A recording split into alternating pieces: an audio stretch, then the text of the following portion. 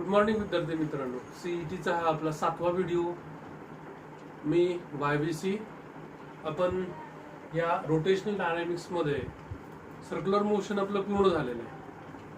आता याच्यानंतर आपल्याला आपण याच्या आधी पण मोमेंट ऑफ इनर्शिया आणि रेडियस ऑफ गायरेशनचे काही एमसीक्यू पाहिले होते. आपण याच्यामध्ये सेंटर ऑफ मास आपण पाहिलंय, त्याचे काही फॉर्म्युले पाहिलेत आपण, आणि रेडियस ऑफ गायरेशन. आता याच्यामध्ये या ठिकाणी याच्यानंतरचे एमसीक्यू जे आहेत ते बघूयात आपण. मोमेंट ऑफ इनर्शिया हा काय आहे? It is the sum of product of mass of each particle of the body and its perpendicular distance from the square of its perpendicular distance from the axis of rotation. तर याच्यानंतरचे की radius of gyration हा एक concept पाहिला आपण, की ज्याला आपण k is equal to √I/m, or it is a distance between the axis of rotation and the point at which whole mass of the body is supposed to be concentrated so as to possess the same moment of inertia as that of the body.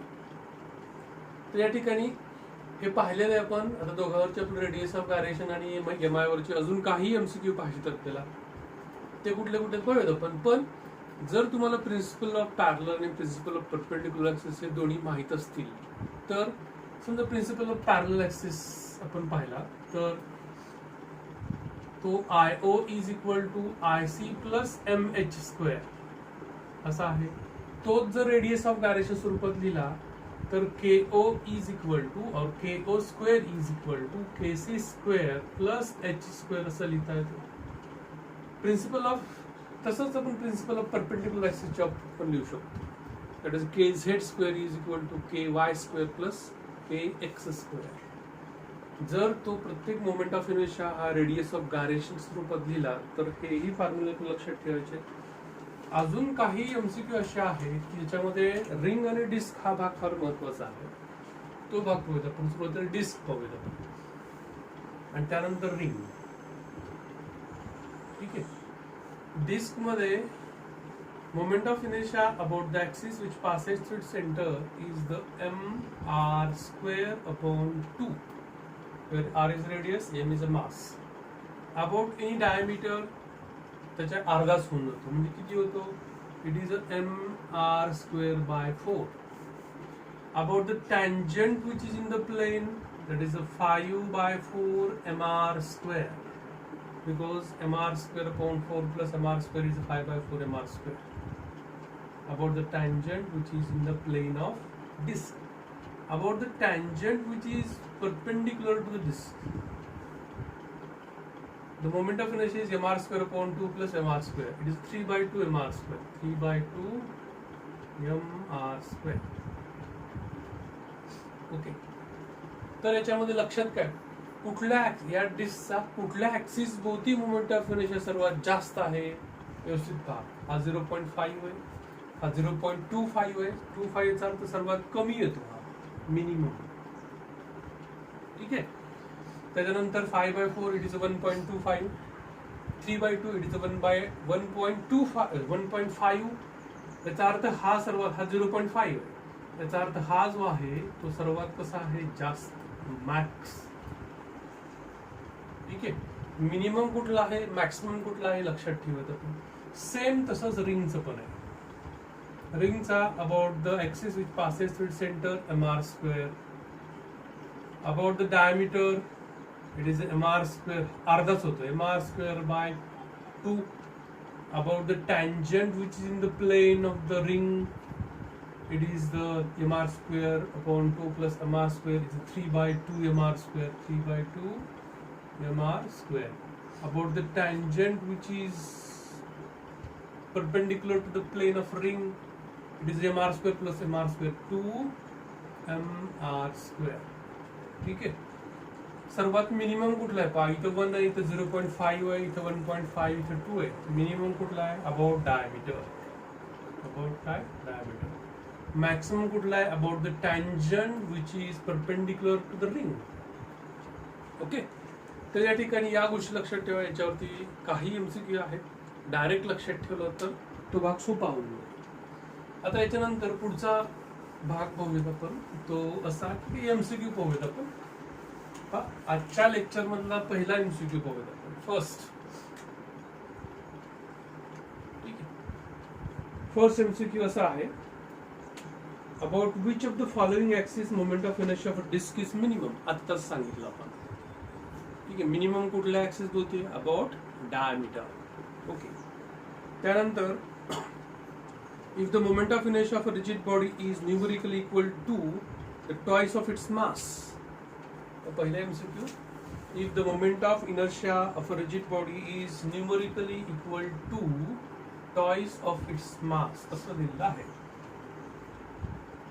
its radius of gyration is, then its radius of gyration is.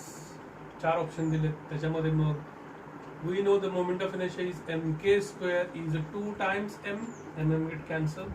So k is under root 2. K is the under root 2. त्या चार option पैकी हे पण एक option under root 2 unit 1 unit equal to its diameter equal to its radius. तर correct option कुठला असेल, under root 2 units. त्यानंतर पहा, two bodies of masses 1 kilogram, दोन नंबर. Two bodies of masses 1 kilogram and 2 kilogram separated by distance 6. 1 kilogram 2 kilogram separated by the distance 6 meter. Okay, rotating about the center of mass of the system. Center of mass of the system. Okay, which is perpendicular to the line joining the two masses. The moment of inertia of system is. तर अशा वेळेला या axis भोवती त्याचा moment of inertia कसा असेल. This is a line joining the two particles. Then moment of inertia of the axis which passes through its center of mass, CM. Okay. याचा direct formula आपण याच्या आधीच्या तासाला पण पाहिला होता. तो फॉर्म्युला कसा आहे, I is equal to, it is m1 m2 upon m1 plus m2 into r square or the d square, distance between the two particles. किती सोपं आहे, I is equal to 1 into 2 2, 1 plus 2 3 into 6 चा वर्ग है ना 36. म्हणजे किती येऊ शकतं हे, 12 into 2 24 kilogram metre square. Moment of inertia of the two particle system. ठीक आहे, two particle system about the axis which is passing through its center of mass. It is the m1 m2 upon m1 plus m2 into r square. Okay, next. There are 4 masses m, 2m, 3m, 4m are connected by the rod of negligible mass. 3 numbers MCQ. There are 4 masses which are connected by the rod which has the negligible mass, and the axis is passing through the first mass. This is the axis of rotation. This first mass which has the mass m. Second mass which has the mass 2m, third mass which has the mass 3m, and 4m. Okay. There are 4 masses m, 2m, 3m and 4m. The axis passing through the m perpendicular to the length joining these 4 particles. These particles are separated by the distance a. The distance between each particle is the a, that is the same a. Then what is the moment of inertia about this axis? ठीक आहे, आपला हा 3 नंबरचा MCQ. त्याच्या भोवती moment of inertia कसा काढा. What is the moment of inertia of first particle? It is 0 because the distance is 0, because axis is passing through the first particle. So the moment of inertia of first particle is 0 plus moment of inertia of second particle which is situated at distance a. So it is a mass, that is 2m, into distance square, that is a square, plus moment of inertia of third particle, mass of particle, it's into distance square. What is the distance? A plus a, that is a 2a. So 2a bracket square plus the last particle, that is a 4m, into what is the distance? A 3a bracket square. Okay, then it is a 2m a square plus 4a square, 4 into 3 12m a square plus 9 into 4 36 ma square. So 12 plus 2 14, 14 plus 36 50 ma square. तुमच्या चार option पैकी हे एक option असेल, that is 50 ma square. बाकीचे पण आहेत, पण करेक्ट ऑप्शन कुठला असेल? 50 ma स्क्वेअर. ओके, नेक्स्ट पुढचा एमसीक्यू बघूया. त्याच्यामध्ये काय दिलं? Three particles of mass m are kept at three vertices of equilateral triangle of the side A. Then moment of inertia of system about the axis passing through the centroid and perpendicular to its plane is. एक equilateral triangle आहे. प्रत्येक बाजू किती आहे? A एवढी आहे. Masses situated at vertices, that is m, which are same. Okay. m इथं पण m आहे, इथं पण m आहे, हा पण m आहे. हे अंतर किती आहे? A. इक्विलॅटरल ट्रायंगल आहे. हा अँगल किती आहे? 60 60 60. आता या ठिकाणी सेंट्रॉइड काढूयात आपण. हा त्याचा सेंट्रॉइड. ठीक आहे. The axis passing through the centroid and perpendicular to plane of the board. Then the perpendicular distance of the each and every particle from the axis. हे डिस्टन्स, परपेंडिक्युलर डिस्टन्स हे काढायचं आपल्याला, हे माहित नाही आपल्याला. इथून काय करूया? आपण लंब टाकूया. हा लंब टाकूया. तर या ठिकाणी हे डिस्टन्स आहे डिवाइड इन टू पार्ट्स. हे एकूण डिस्टन्स किती आहे? A. So it becomes a/2. This angle becomes 30 30 60. हा किती असेल? 30 डिग्री. ठीक आहे. आपल्याला ही साइड काढायची आहे. इन दिस ट्रायंगल जर प्रत्येकाला नाव दिलं आपण A B C आणि याला सेंट्रॉइडला D म्हणलं आपण. ठीक आहे. तर हा जो BD जो आहे तो काढायचा आपल्याला. So cos of 30 adjacent side upon hypotenuse. Adjacent side is the a/2. hypotenuse काढायचं आपल्याला, आपण त्याला x मानूया. ठीक आहे. BD म्हणजेच काय? हायपोटेन्यूस आहे की जो x आहे तो काढायचा आपल्याला. What is cos 30? Cos 30 is √3/2. So 2 get cancelled. So x becomes, this is the perpendicular distance of each particle from the axis of rotation. That is a/√3. म्हणजे या ठिकाणी याच्या प्रत्येकाची किंमत किती असेल? a/√3. हा पण तसाच काढता येऊ शकतो सिमिलरली, है ना? a/√3. It is a/√3. ठीक आहे. प्रत्येकाची व्हॅल्यू कशी आहे? सेम आहे. Once we get the distance, perpendicular distance from the axis of rotation of each and every particle, we can get the moment of inertia of the whole system, that is I is equal to 3 times तिघांचं कसं आहे? Same. ठीक आहे. into mass of each particle. mass पण कसं आहे? Same आहे. आणि distance पण कसं आहे? सेम आहे. mass into distance square. Distance square किती आहे? a/√3 bracket square. Okay. So it is 3 times ma square upon 3. 3 get cancelled. So moment of inertia of such a triangle about the centroid which perpendicular to its plane is the ma square. A is the length of the triangle. Okay. ma square. 4 option पैकी हा पण एक option असेल ma square. हे झालं 4 number. त्यानंतर 5 नंबरचा एक न्यूमेरिकल बघूया आपण. तो असा आहे, याच्यामध्ये काय दिले का? The square lamina of the side B. Lamina कसा आहे? रेक्टँग्युलर नाही, स्क्वेअर. प्रत्येक बाजू कशी आहे? सेम. हा लॅमिन आहे. थिकनेस कशी आहे? लहान आहे, म्हणून तर लॅमिन म्हणतो त्याला. ठीक आहे. About the axis which passing through this centre. Okay. आणि पुढे दिलेला आहे प्रत्येक बाजू किती आहे? B एवढी आहे. Okay. has the same mass as that of the disk of radius r. There is another disk. There is a disk of mass m and radius r. So this axis of rotation which passes its center perpendicular to its plane of mass m and radius r. Radius किती आहे r आणि m काय आहे mass. Okay, then next mi of the two about an axis perpendicular to the plane and passing through the center are equal. दोघांचा moment of inertia कसा आहे same. याचा moment of inertia आणि याचा moment of inertia, डिस्कचा आणि लामिनचा moment of inertia कसा आहे same.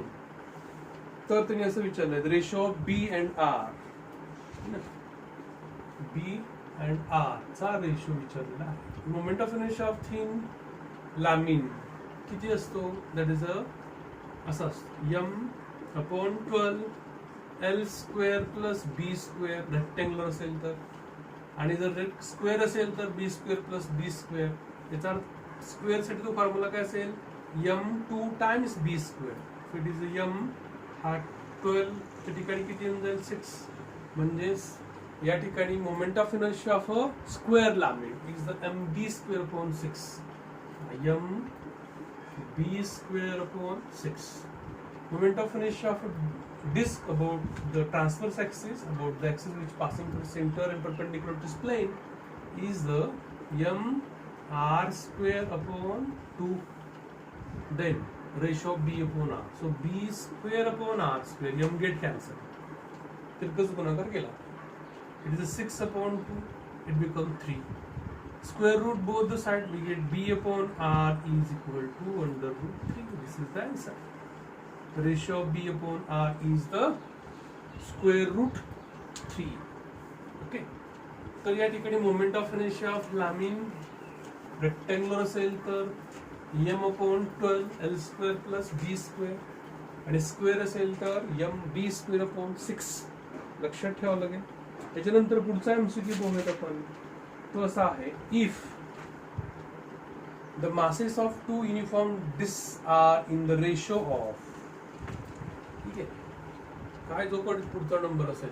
ठीक आहे, दोन डिस्क आहेत, त्यांच्या मासेसचा रेशो दिलेला आहे आणि तो किती आहे it is 1/2. Then next diameter in the ratio. Suppose that d1 is diameter of first disk, d2 is diameter of second disk, and is the 2:1. Then find the ratio. Then the ratio of their moment of inertia about the axis passing through their respective center and perpendicular to their plane will be. Then the ratio of the moment of inertia will be. Okay. If the ratio of diameter is 2/1, then it is same for the ratio of radius, that is a r1/r2. Because d is 2 times r. So the moment of inertia of first disk, that is I1 is equal to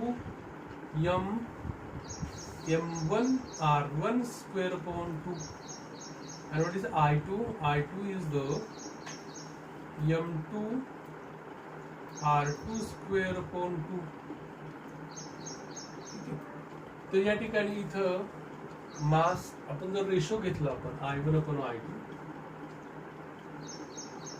तर 2 cancel होईल, m1/m2 असं येऊन जाईल आणि r1/r2 bracket square येऊन जाईल. So m1/m2, what is m1/m2? It is half. r1/r2 it is a 2/1 square. So it is a 4/2. It becomes 2:2. म्हणजे ratio काय असेल 2:1 असं त्याचा रेशो असेल. त्याच्यानंतर पुढचा भाग बघूयात आपण. तो असा आहे 3 rings are of the mass m. Next पुढचं जे काय आहे 7 नंबर 8 नंबर. ठीक आहे, 7. There are 3 rings of the same mass, same radius, which are arranged, which is shown in the figure. There are 3 rings. This is the first ring, this second ring, and the third ring. Okay, these are arranged, which is shown in the figure.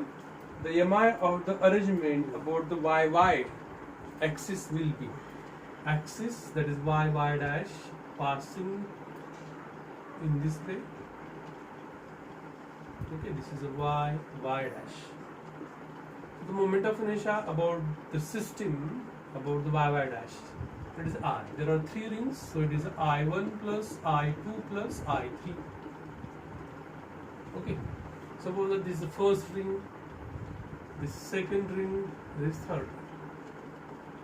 Okay, so moment of inertia first ring about the axis, about the tangent which is in the plane of ring. About the diameter किती असतो?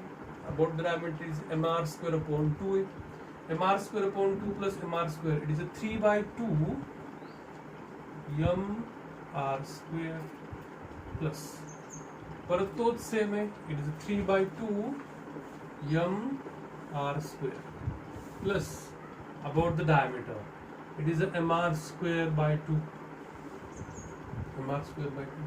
याच्या प्रत्येकामध्ये 2 common आहे ना, mr square common आहे, 3 plus 3 plus 1 7/2 mr square. So moment of inertia of this arrangement is 7/2 mr square. हे झालं 7 नंबरचं. याच्यानंतर पुढचा भाग पाहूयात आपण. तसा आहे, if the two masses 200 gram and 300 gram are attached, 200 and 300 gram attached to the two 20 centimeter and 70 centimeter marks on the light meter rod. Okay, it is considered light meter rod. This is light meter rod. The mass attached 200 gram. This is a 200 gram. Attached mark जो आहे तो किती आहे 20 centimeter. Okay, this is 20 centimeter. Then 300 gram at 70 centimeter. Okay, at this point 300 gram at mark of 70 centimeter. Okay, then the mi of the system about the axis passing through 50 centimeter mark will be 50 centimeter. Okay, 50 centimeter इथं कुठेतरी आहे 50 centimeter mark. So mi of the system about the axis passing through this point which is marked at 50 centimeter. Okay, या axis मध्ये moment of inertia काय असेल असं विचारलं. Okay, आपल्याला काय गरजेचं आहे, हे डिस्टन्स गरजेचं आहे, हे डिस्टन्स किती आहे किंवा हे डिस्टन्स किती आहे ते डिस्टन्स गरजेचं आहे. काय असेल डिस्टन्स? एकूण हे अंतर किती आहे 70 आहे. ठीक आहे, 70 सेंटीमीटर आहे. 70 मधून आपण या ठिकाणी 20 वजा केलं तर हे अंतर किती आहे 50 असेल. एकूण अंतर किती आहे 50 सेंटीमीटर. त्याच्यामध्ये या ठिकाणी हे अंतर जे आहे ते 50 सेंटीमीटर वरती त्यांनी मार्क केलं, हे अंतर 50 आहे. ठीक आहे, तर या ठिकाणी इथं 50 सेंटीमीटर मधून 20 सेंटीमीटर वजा केला तर हे अंतर किती असेल 30 सेंटीमीटर. 50 मधून 20 गेलं 30, एकूण किती आहे 50. 50 मधलं 30 इकडे गेलं तर इकडे किती शिल्लक असेल 20 सेंटीमीटर. हे अंतर फक्त कळालं पाहिजे. आणि मग पुढे mi अबाउट दिस ऍक्सिस आपल्याला काढता येईल. ठीक आहे, किती आहे mi फर्स्ट पार्टिकलचं mi, या पार्टिकलचं mi मास किती आहे 200 ग्रॅम. ठीक आहे, आणि 30चा वर्ग डिस्टन्सचा स्क्वेअर प्लस इकडे किती आहे 300 ग्रॅम इंटू 20 स्क्वेअर. ठीक आहे, त्याच्यामध्ये 200 इंटू 30चा वर्ग, याचा वर्ग 9, याचा शून्याचा वर्ग 2 शून्य. Okay, plus 300 into 400.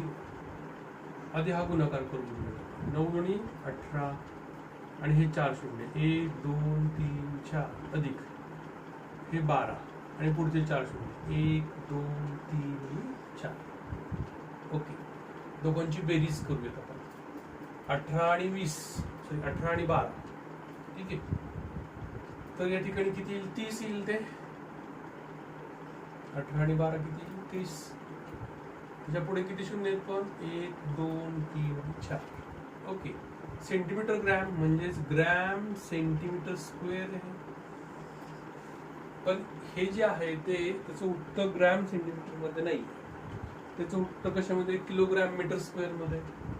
मग किलोग्रॅम मीटर स्क्वेअर मध्ये कन्वर्ट करूया आपल्याला. ठीक आहे, बघूया किती जणांना जुळतं. किंवा इथेच तुम्ही या ठिकाणी याचं जर ग्रॅमचं किलोग्रॅम केलं 0.2 किंवा याचं 0.3 केलं तरी चालतं, किंवा इथं करूया आपण. पहा या ठिकाणी मला याचं किलोग्रॅमचं ग्रॅम म्हणजे 3 डिजिटनी पाठीमागे जावं लागेल मला. म्हणजेच या ठिकाणी मी याला इथं जर डेसिमल पॉईंट दिला तर 300 होऊन जाईल. 300 1 2 3 गेले, म्हणजे काय होईल, किलोग्रॅम सेंटीमीटर स्क्वेअर होईल. आता सेंटीमीटर स्क्वेअरचं मीटर स्क्वेअर करायचं आहे ना, म्हणजे 1 सेंटीमीटरचा वर्ग म्हणजेच किती आहे, 10⁻⁴ मीटर स्क्वेअर. कारण 1 सेंटीमीटर म्हणजे 10⁻² मीटर आहे. डबल केला आहे. आता 1 सेंटीमीटरचं आपल्याला काय करायचं आहे, मीटर स्क्वेअर म्हणजे किती डिजिटनी मागे जावं लागेल, 4 डिजिटनी मागे जावं लागेल. 1 2 3 आणि 4 म्हणजे 0.03 kilogram metre square. Kilogram metre square. तर तुमच्या त्या 4 ऑप्शन पैकी हे पण एक ऑप्शन असेल किंवा हे असेल. ठीक आहे, एस आय मध्ये आता दिलेलं आहे, म्हणजे उत्तर आपलं काय पाहिजे, 0.03 किलोग्रॅम मीटर स्क्वेअर. आता याच्यानंतर काही एमसीक्यू जे आहेत ते रेडियस ऑफ गायरेशन वरती आहेत. 9 नंबरचं एमसीक्यू बघूया आपण. कसं आहे की याच्यामध्ये radius of gyration of a body depends upon 4 option दिलेत. रेडियस ऑफ गायरेशन कशावरती अवलंबून, mass of the body, distribution of mass. तिसरं ऑप्शन आहे mass of the body and axis of rotation, so distribution of mass and axis of rotation. आणि शेवटचं आहे all the above. याच्यामध्ये radius of gyration हा मास वरती अवलंबून आहे. तर तो कशावरती अवलंबून आहे, डिस्ट्रीब्युशन ऑफ मास वरती अवलंबून आहे, लक्षात ठेवा. आणि जर ऍक्सिस चेंज झाला तर डिस्ट्रीब्युशन ऑफ मास चेंज होतं. याचा अर्थ तो ऍक्सिस ऑफ रोटेशन वरती पण अवलंबून आहे. म्हणजे याचं करेक्ट ऑप्शन जे आहे ते 3 नंबरचं axis of rotation and distribution of mass of the body असं आहे. Okay, next. The radius of gyration of a body about an axis at a distance 4 cm from the center of gravity is 5 cm.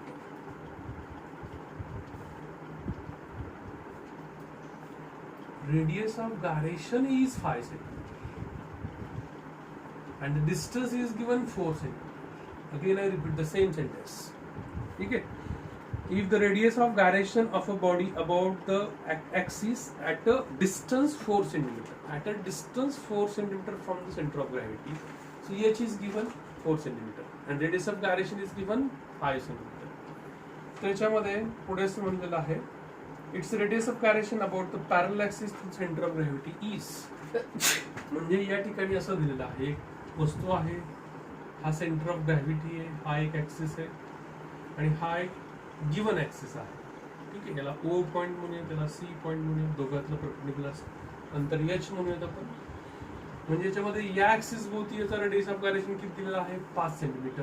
आणि centre of mass पासूनचं या ऍक्सिसचं अंतर दिलंय, म्हणजेच तो काय दिलाय, 4 सेंटीमीटर. तर विचारलेलं आहे radius of gyration about the axis parallel axis which passing through centre of mass, that is KC. So according to principle of the parallel axis, KO is equal to KO square is equal to KC square plus H square. KO square is 25, KC square विचारलं आपल्याला, plus H square is 16. 25 minus 16 9, so it is the square of 3, so KC is the 3.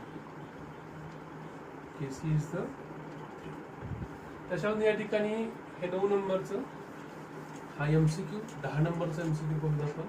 Next MCQ त्याच्यामध्ये काय दिले पहा, the moment of inertia of a circular disc about its diameter is, moment of inertia of a disc about the diameter is 500 kilogram meter square. It is given.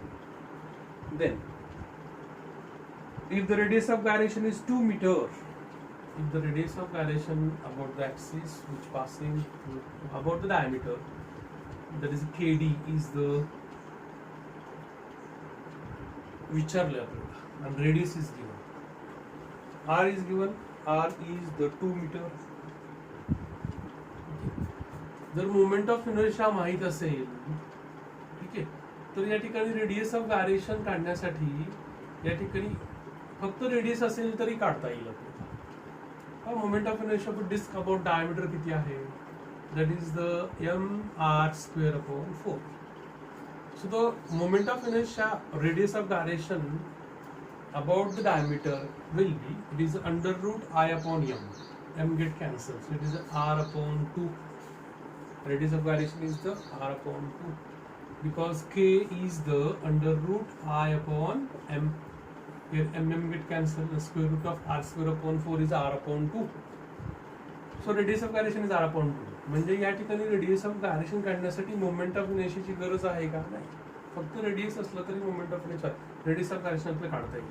2/2 आहे ना, 2/2 it is 1 metre. त्या ठिकाणी याच्यानंतर पुढचा एक MCQ पाहूयात आपण. The angular velocity of the body changes from ω1 to ω2. 11 नंबर. Angular velocity changes from ω1 to ω2. Okay. Then next, without applying the torque. So applying torque is 0. But the changing MI, moment of inertia changes. Okay. Changing MI. It's MI. The ratio of initial radius of gyration to the final radius of gyration is. So ratio of K1 and K2. K1 and K2 is equal to quotient. According to law of conservation of angular momentum, if the tau is equal to 0, L remains constant. L remains constant means I1 ω1 is equal to I2 ω2. But the moment of inertia in terms of radius of gyration is under root I is the mk square. Sorry. K is under root I upon m, but I is the mk square. So it is mk square. Mass remains constant. mk1 square ω1 is equal to mk2 square ω2. M get cancelled. So k1 square upon k2 square is equal to ω2 upon ω1. So square root both the side. K1 upon K2 is equal to square root of ω2 upon ω. तर हे correct option असेल. ठीक आहे. तिथे ω2 raise to half upon ω1 raise to half असं दिलंय, ते सारखंच. तर याच्यानंतर 12 नंबरचं एमसीक्यू पाहूयात आपण. ठीक आहे. 12 नंबरच्या एमसीक्यू मध्ये काय दिलं पहा. याच्यामध्ये दिलेलं आहे the radius of gyration of a body about the axis at a distance of 6 cm. मगासारखंच आहे पण थोडंसं वेगळं आहे. काय दिलंय तुम्ही सांगा मला. The radius of gyration of a body about an axis at a distance 6 cm. What is 6 cm? It is h, not a k. ठीक है. About an axis at a distance 6 cm from the center of gravity is 10 cm. So KO is given 10 cm. If the radius of gyration about a parallel axis through the center of gravity is, the radius of gyration KC is equal to question mark. Okay. तो या ठिकाणी KO square is equal to KC square plus H square. KO square 100, KC square विचारलं आपल्याला plus 36. 100 minus 36, it is 64. 64 is the square of 8, so KC is the 8 centimetre. Okay. तर या ठिकाणी इथं आपण जे एमसीक्यू पाहिले ते रेडियस ऑफ गायरेशन आणि मुवमेंट ऑफ इनर्शियाची पाहिले. याच्यानंतरचा जो भाग जो आहे तो रोटेशनल कायनेटिक एनर्जीचा आहे. ठीक आहे. रोटेशनल कायनेटिक एनर्जी आपण पुढच्या तासाला पाहूया. ठीक आहे. तर रोटेशनल कायनेटिक एनर्जीचा थोडक्यात जो भाग आहे रोटेशनल कायनेटिक एनर्जीमध्ये तो कसा आहे, तर तो सिनॉप्सिस किंवा त्याचा भाग जो आत्ताच बोलतो. पण रोटेशनल कायनेटिक एनर्जी काढत असताना आपण अँग्युलर वेलॉसिटी कशी ठेवली आहे, कॉन्स्टंट. कशी ठेवली आपण कॉन्स्टंट. आणि रोटेशनल कायनेटिक एनर्जी किती येते, it is half of I omega square. ठीक आहे. याच्यावरचे जे काही एमसीक्यू आहेत ते आपण नंतरच्या तासाला पाहूया. आजच्यासाठी एवढा भाग पुरेसा. ठीक आहे. दिलेले एमसीक्यू तुम्ही स्वतः सोडून पहा.